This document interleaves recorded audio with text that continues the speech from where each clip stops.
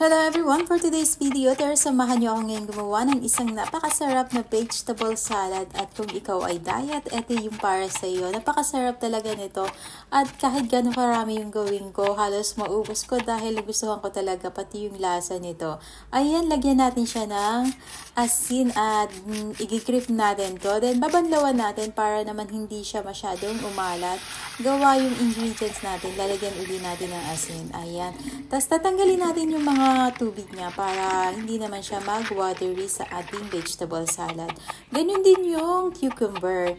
Lalagyan din natin to ng asin, then i-grip natin. Pero konti lang yung asin nito, pwedeng hindi na rin siya banlawan.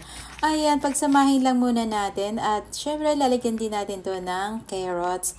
Masarap din yung may kasama nitong carrots at depende sa inyo kung anong mga vegetable yung gusto nyong ilagay. Basta perfect match sa ating vegetable salad.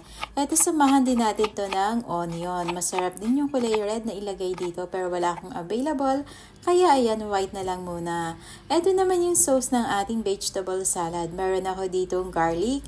Sinamahan ko rin ng salt at saka black pepper. Yung powder yung ginamit ko dito.